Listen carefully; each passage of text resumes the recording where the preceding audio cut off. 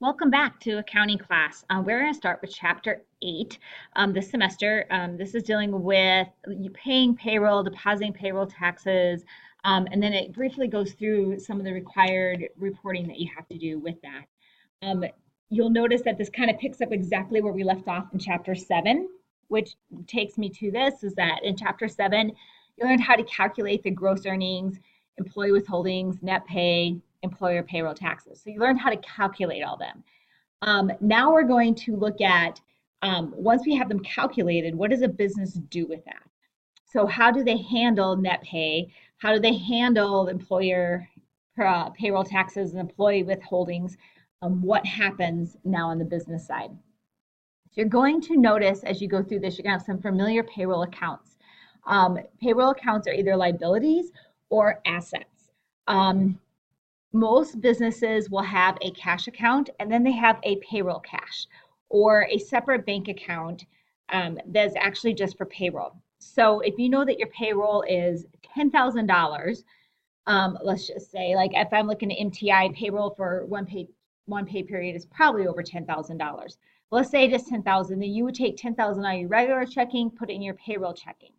As people cash their checks or automatic deposits are made, then that will go down to zero. And then pretty soon you will know that if someone has or hasn't cashed a check or did their automatic deposits, if it goes down to zero, and if there's still balance in it, then you know that they haven't done it yet. So that's kind of takes away that essence of we have these checks still out that people haven't done yet, and it's affecting our normal balance. So just have a payroll checking account for that. Payables, you have all your taxes that are payable.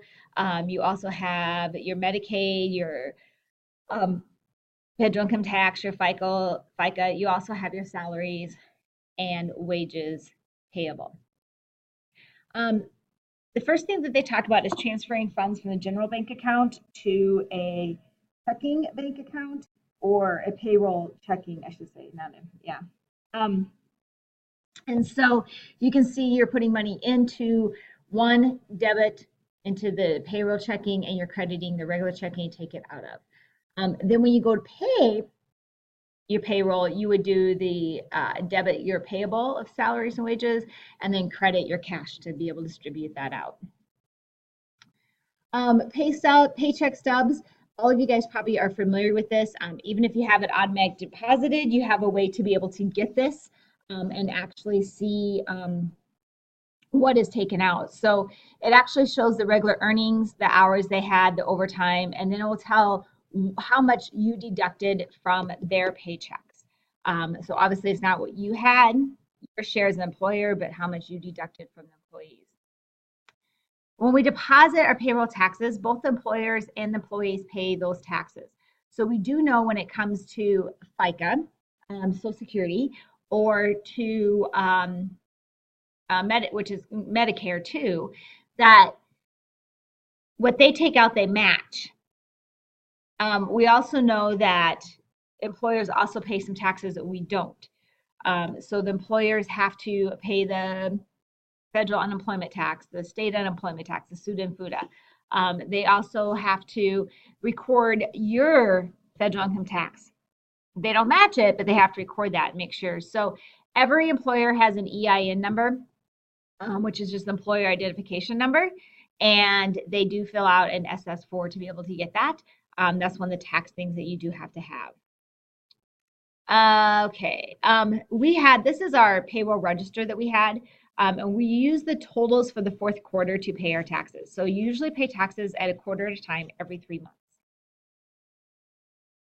So if we were going to complete the deposit, Catherine will add the total from October federal income tax and twice the FICA taxes. So we're doing twice the FICA taxes because, again, remember, we have to, employer pays part of it and part of it you withheld from the employee. And this is what it would look like down here. So your FIT, your FICA, and then that. Okay, let's see. I want to get to this part of it. We also have a look back period that you can look at. And you'll just be able to read a little bit about that in the textbook. It's not something that's really going to affect us a huge amount, but just be aware of it. Okay. Then this gets into some of the forms that they're going to have. It requires all employees to complete a tax form. Employers usually do a Form 944. It just shows that their federal tax return is the annual federal tax return. They also, you will notice some general rules for payroll taxes, depositing. Again, just make yourself familiar with those, understand what they are, but it's not something that you desperately need to know right now. As you go through the FICA and those kind of things, those forms, as this really takes you just through showing what the forms are. There's going to be some problems where you have to figure this out, like if it's this month, second month, third month, what's the total?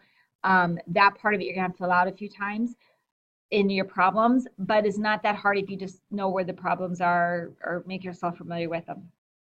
I should say know where the numbers are. We also talk about the Form 940, which is a FUTA. Again, you might have some of those forms. It'd just be these numbers that show up. And so again, as looking in your book for great examples of those is ideal. And basically, if you read these, you'll know what numbers go in where. And then it has a completed form.